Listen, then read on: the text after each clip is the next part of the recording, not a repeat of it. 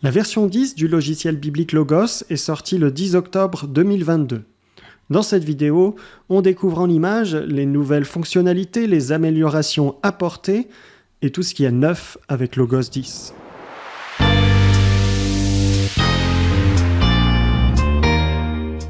Comme pour chaque nouvelle version, les éditeurs ont réalisé un petit lifting du logiciel. Ici, vous avez sous les yeux la version 9, la version précédente du logiciel biblique Logos. Maintenant, passons à la nouvelle version, la version 10. Vous pouvez voir tout de suite quelques changements de design, un design un petit peu plus arrondi, notamment pour les onglets. Et surtout, la grosse différence, c'est la barre d'outils principale qui, d'une part, est passée maintenant à gauche, et non plus en haut du logiciel. Vous avez d'ailleurs deux options, soit une barre large avec des indications plus précises, soit une barre diminuée. Et puis les icônes ont été revues de cette barre de façon un peu différente que pour la version 9. L'amélioration la plus notable, c'est la refonte de l'outil de recherche. La première chose que vous constatez si vous êtes habitué à l'outil de recherche de Logos, c'est qu'on a multiplié le nombre de modes de recherche différents. Ici en haut, le mode tout, Bible, livre, tout savoir, morphologie, etc. En réalité, plusieurs de ces possibilités de recherche étaient déjà possibles sous l'ancienne version à travers le mode de recherche dit simple. Alors je signale simplement deux modes. Le premier, c'est le mode tout, qui vous permet de rechercher un peu tout ce qu'il y a sur votre logiciel Logos en rapport à n'importe quel mot ou quel thème. Par exemple, vous voulez savoir tout ce qu'il y a sur votre logiciel en rapport à la prédestination. Ce qui est intéressant avec ce mode-là, c'est qu'on va vous mettre par ordre de pertinence les résultats. Et donc vous aurez en haut, normalement, les résultats les plus pertinents en rapport avec votre recherche. Donc c'est une sorte de recherche de type Google, on pourrait dire, qui fonctionne certainement avec un algorithme qui va sélectionner les résultats qui sont a priori les plus pertinents en rapport à votre recherche. Donc c'est assez intéressant parce que ça simplifie l'exploration de la bibliothèque. Un autre mode qui est nouveau, c'est le mode librairie, qui permet de faire des recherches non plus simplement dans les ouvrages que vous avez sur votre bibliothèque Logos que vous avez acheté, mais les ouvrages qui sont sur tout le catalogue qui est assez énorme de l'éditeur de Logos. Et donc vous pouvez, par exemple, ici vous voyez qu'il y a un certain nombre d'ouvrages qui vont aborder le mot prédestination. Alors bien entendu, ça sera surtout intéressant si vous cherchez un sujet ou un thème ou un verset qui est peu étudié, et donc sur lequel a priori il y a peu d'ouvrages et que vous voulez savoir s'il y en a peut-être d'autres que vous pourriez acheter ou qui pourraient vous intéresser. Et donc vous avez ici la possibilité de faire cette recherche. L'amélioration la plus notable de cet outil de recherche, c'est la simplification des requêtes, c'est-à-dire des formulations qu'il faut mettre dans cette petite barre ici lorsqu'on souhaite faire des recherches. Je prends ici le mode Bible, qui est le mode de recherche pour chercher au sein du texte biblique, le mode de recherche par excellence sur Logos. Par exemple, autrefois, si vous souhaitiez rechercher tous les versets qui mentionnent des paroles de Pierre, donc qui contiennent des paroles de Pierre, il fallait taper quelque chose comme ça, voilà, locuteur avec des petites flèches, des choses de ce type. Voilà, c'était assez complexe. Alors qu'aujourd'hui, par exemple, pour cet exemple-là, il suffit de taper locuteur, Pierre, et vous tapez entrée, et vous avez vos résultats, voilà, des versets qui contiennent des paroles de l'apôtre Pierre. Alors, il y a plusieurs autres encore nouveautés dans ce nouveau mode de recherche, notamment ici en haut à droite des différentes options qu'on peut cocher sur la case, sur des niveaux de correspondance. Il y a aussi la possibilité d'enregistrer des affichages parallèles et donc de faciliter voilà, l'affichage comme ici à l'écran de plusieurs versions parallèles. Mais voilà, dans l'ensemble, il faut dire que cette nouvelle version de l'outil de recherche est réellement la bienvenue. C'est à mon avis la vraie nouveauté, l'amélioration la plus importante de cette nouvelle version de Logos. Autre nouveauté, la version 10 de Logos intègre désormais un traducteur automatique qui nécessite toutefois une connexion à Internet. Par exemple, vous êtes en train de lire la grammaire de l'hébreu biblique de Paul Jouon et comme il en a souvent l'habitude, il y a des expressions en latin, et donc vous ne lisez pas forcément le latin, vous voudriez savoir ce que ça veut dire. Vous avez ici une traduction automatique qui va s'afficher. Ça fonctionne aussi pour un ouvrage complet, c'est-à-dire, par exemple, ici vous avez le Pentateuque samaritain de l'édition de Von dans votre bibliothèque et vous voudriez pouvoir lire la préface ou l'introduction qui est écrite en allemand mais vous ne lisez pas l'allemand. Il suffit ici d'ouvrir cet onglet de traduction et vous allez avoir la traduction automatique qui va s'afficher ici à droite. Et voilà, vous pouvez faire défiler le texte et au fur et à mesure, la traduction va ici à droite s'afficher en français. Une autre nouveauté se situe au niveau de la bibliothèque. La bibliothèque, c'est l'outil qui répertorie tous les ouvrages que vous avez sur votre logiciel Logos, que vous avez acheté. La nouveauté, c'est que vous pouvez ajouter à la bibliothèque n'importe quel ouvrage qui se trouve sur le catalogue de Logos. C'est surtout intéressant pour intégrer les ouvrages que vous auriez au format imprimé dans votre bibliothèque à la maison et qui seraient aussi sur le catalogue de Logos. Par exemple, imaginons que vous ayez l'ouvrage de Seth Ralusum Jaibe sur le ministère de berger dans les églises protestantes de Madagascar. Vous pouvez ici, comme il est sur le catalogue de Logos, l'ajouter au livre papier. Et si vous retournez dans votre bibliothèque, vous aurez ici à gauche une rubrique livre papier et vous pouvez afficher tous les livres que vous avez intégrés comme livre papier.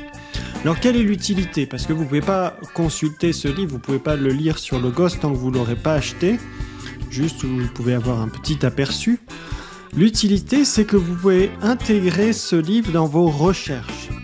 Par exemple, vous travaillez sur Jean 14, verset 12, et vous voulez voir tous les ouvrages que vous possédez et qui mentionnent Jean 14, verset 12. Donc vous allez taper Bible Jean 14, 12.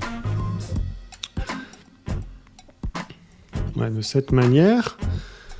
Vous allez avoir plein de résultats dans les livres téléchargés, donc ceux de votre bibliothèque. Mais ce qui est intéressant, c'est que vous allez aussi avoir les résultats dans vos livres papier.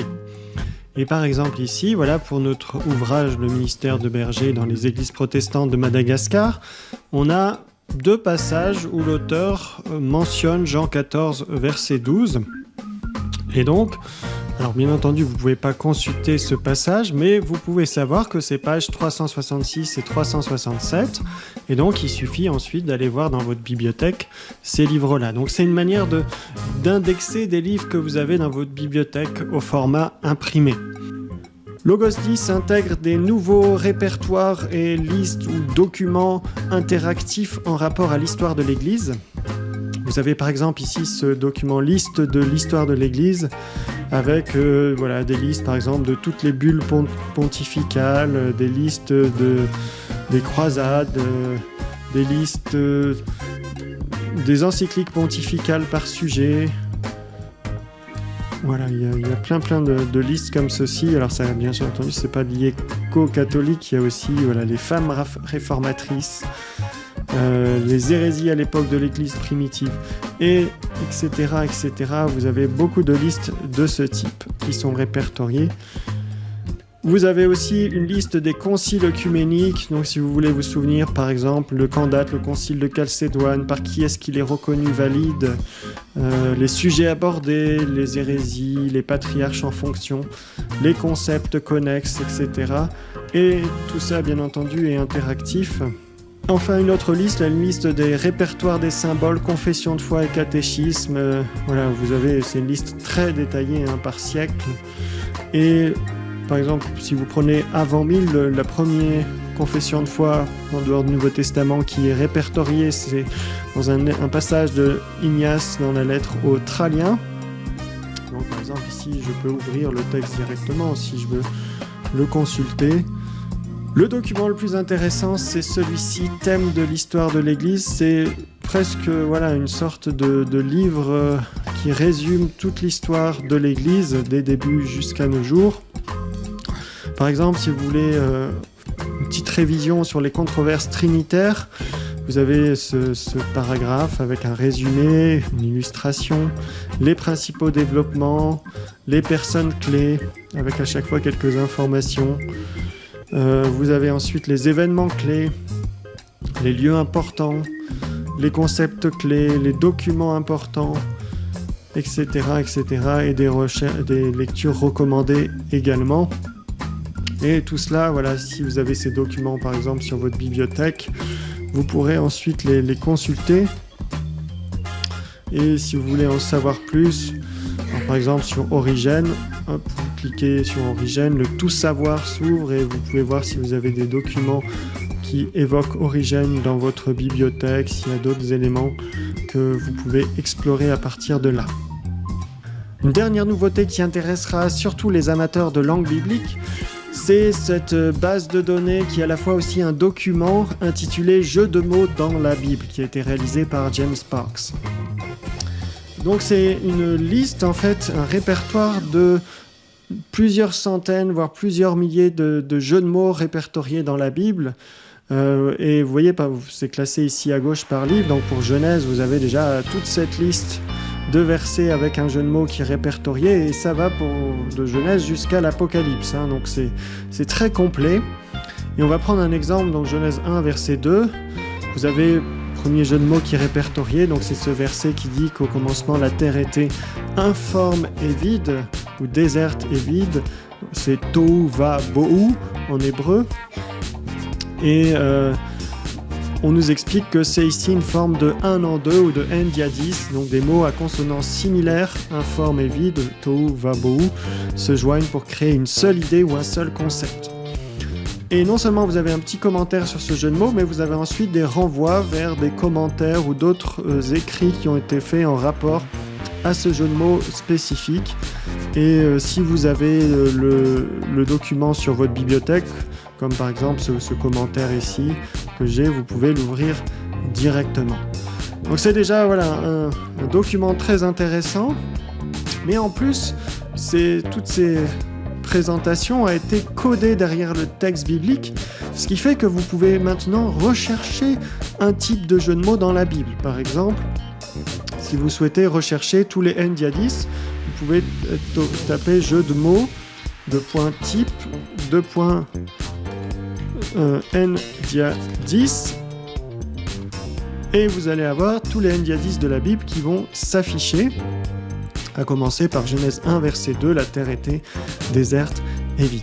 On pourrait bien sûr préciser encore la recherche. Si vous cherchez tous les n diadis avec tel mot par exemple, vous pourriez le préciser également, et on peut avoir plein d'idées dans ce sens, plein de possibilités dans ce domaine.